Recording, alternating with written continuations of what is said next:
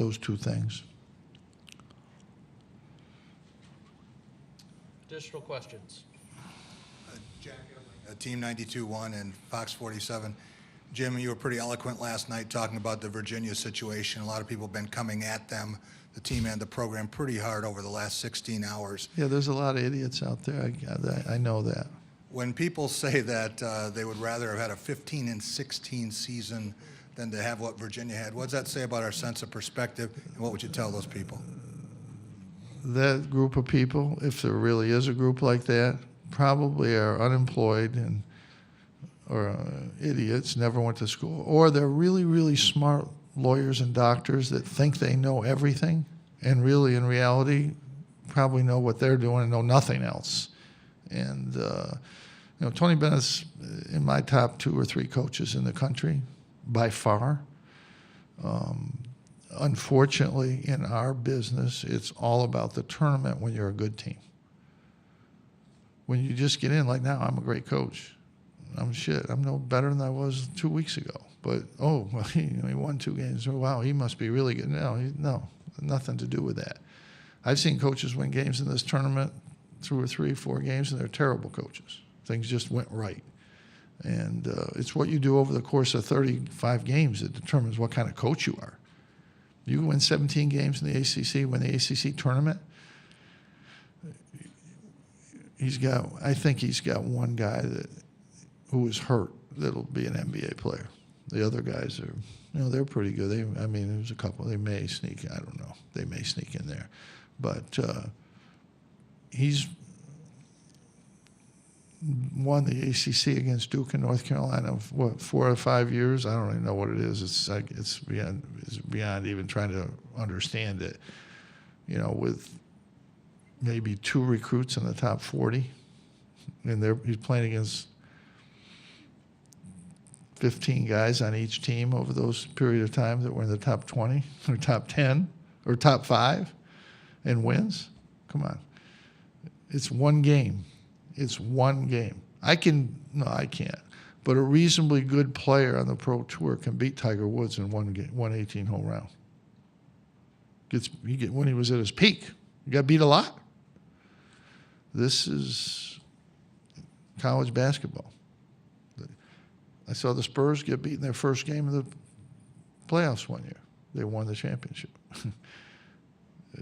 Golden State, I think, got beat in their first game. They won the championship. It's a one and done. You're off your game a little bit, and this. It's not that they're like people will say, well, they're just good in the regular season. They're not good. That's just stupid. That's just stupid. You look at every year they've lost, and I'm not going to recite the whole thing, but they lost to Michigan State in the Garden. Michigan State had a great team. I don't remember all the other ones, but you play in this tournament, you're going to get beat. Pittsburgh, they didn't like their coach because he didn't win the tournament. They're doing really good now, aren't they, in Pittsburgh? I know all those people were yelling, too. They wanted him out. And they pay this guy about $10 million, which they're trying to renege on, which is great for a university to do, have a signed contract with a guy and then say, well, he yelled at his players. That's 350 coaches are going to get fired tomorrow for that. But, no, come on. The tournament is, I've lost in this tournament.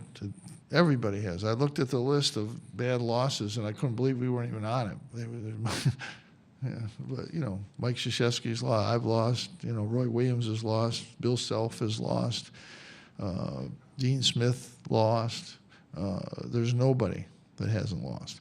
I think you could easily make the case that Tony Bennett's way overachieved in the regular season, and they play like they probably are in the tournament. You could possibly make that case. This year is a little aberration, obviously. That was a bit, but the other losses, it's a tough tournament, and really good coaches, good teams get beat. Tom Izzo's one of the best tournament coaches ever, and I sat there 2 years ago and watched Middle Tennessee beat him, and they played a perfect game. We beat Middle Tennessee the next game by 30. By 30. It's just basketball. We lost to Vermont, and the next day, next game, Tom Izzo beat Vermont by 20. It's just the game. It's a crazy game, and the tournament's a crazy thing. We all know that. We all say that, but then we don't follow through on that. If I could hire a coach in this country and I could get Tony Bennett, there would be no second place. There would be nobody in second place. Nobody. He's kicked our ass every time we played him, except we got lucky once. We've got time for a couple more. Just going back to Merrick, how have you seen him adjust to living in a new country, never mind the difficulties that come with adjusting to He Division seems I to be basketball? doing pretty good. He's doing well in school. He's got a blonde cheerleader for a girlfriend. He's starting on a team in the 32 in the country. I guess he's doing okay. She drives him all over, too. So, I mean, shit. It's almost should be illegal. Probably is. Larry Leach from Associated Press. Coach, obviously Michigan State's going to have a ton of fans there, but you're going to have Dave Bing and Derek Coleman. Well, if I could play him, we'd have a shot. A really good shot. We had dinner with Dave and Derek the other night, and it was always great to see those guys. They're great guys, great people. Dave Bing was my roommate in college, and he taught me how to do a lot of things that have helped me in life. He's really the most mature, most well-rounded individual that I've ever been around in my life. He had a huge impact on me. I was from Lyons, New York, 5,000 people. I didn't know who the Supremes were when I came into my room. And he taught me an awful lot. Although the first day of practice, I thought I was pretty good, and I guarded him. He had 15 straight baskets against me. I called my mom, and I said, Mom, I don't know about this situation. My mom was pretty smart. She said, well, how about the other players? I said, well, they're not that good. I said, well, then you'll be okay. Got time for two more. Vinand Gupta, playing for Sports Illustrated for Kids. Happy St. Patrick's Day. I'm wearing these clothes today because I'm proud of who I am and where I'm from. And I wanted to know, what are you proud of for who you are, where you're from, and for your team? Well, that's a great question. Best one of the day, which figures. I'm proud to be from Lyons, New York, a town of 5,000 people, small little town, and got to Syracuse when I was 17 and didn't know much about anything. And I remember as a freshman playing on the freshman team, one of my best friends said, well, you're doing okay, but why'd you come to Syracuse? You're never going to play here.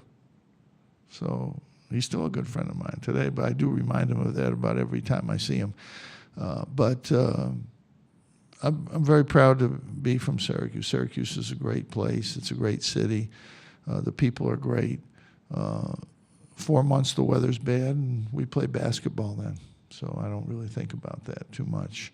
But it's a great community. They support our basketball program, and they support all our causes. We raise $1 million a year in Syracuse for charity, and most coaches can't raise $100,000.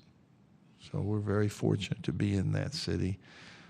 We 200,000 people in the city, and we average 22,000 people a game this year. It's tremendous support. We have parking for 500 cars. And it gets cold. It does get cold. I don't talk about that a lot.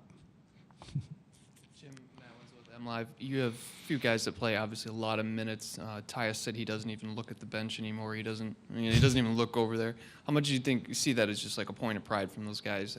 They don't even think about coming off the floor. So. No, they know they're going to be out there, and there's a comfort to that too. As a player, I never like to come out. You always want to be in the game, and when I'd come out, I hope the guy that went in played bad so I could get back in.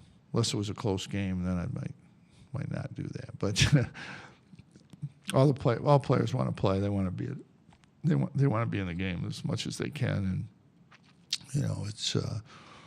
They're going to get worn down. They're going to feel it sometimes. That's you just got to play through it and go from there. That's all you can do. you can't think about that. You can't think about the negatives in this game. You got to think about the positives. And this team's been great at that. We shot the ball horrifically last night against Arizona State. You know, we did not shoot it well. And, you know, we're able to get, at the end of the day, get the win. And, you know, they've been good at that all year. We've had a few good shooting games, and, you know, we're probably going to need one pretty soon here. Coach, we appreciate Thank your you. time.